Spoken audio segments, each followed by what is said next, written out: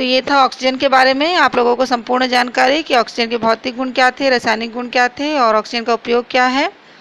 Nitrogen जिसको N2, जैसे oxygen को हम लोग O2 लिखते हैं उसी प्रकार नाइट्रोजन को N2 लिखते हैं।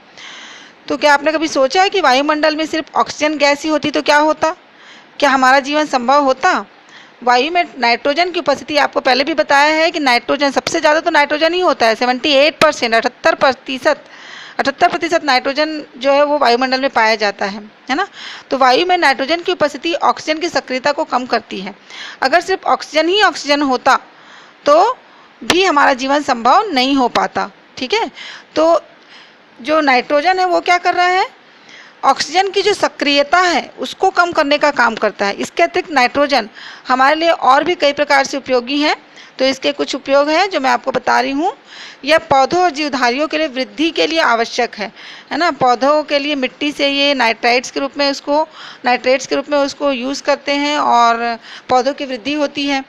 नाइट्रोजन की विशाल मात्रा हाइड्रोजन के साथ क्रिया करते अर्थात N2+H2 ये क्रिया करके अमोनिया बनाते हैं NH3। अमोनिया से यूरिया जैसे उर्वरकों का उत्पादन होता है।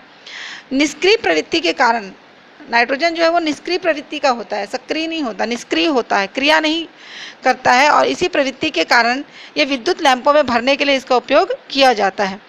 इसका उपयोग भंडारित भोज्य पदार्थ को तरोताज़ा बनाए रखने के लिए, आप लोग पैकेट बंद चीज़ें जो हम लोग लेते हैं उसमें वो चीज़ें बहुत अच्छे से ताज़ा तरी रहती है, जैसे चिप्स वगैरह हैं या जितने भी आपके जलपान सामग्री जो पैकेट बंद चीज़ें आती हैं, बिना पके और तले भोजन के तैयार खाद्य पदार्थों के पैकेट में यही गैस भरी होती है और ये भोज्य पदार्थों को हवा की ऑक्सीजन से संपर्क में नहीं होने देती है, जिससे वो ताज़ा बने रहते हैं।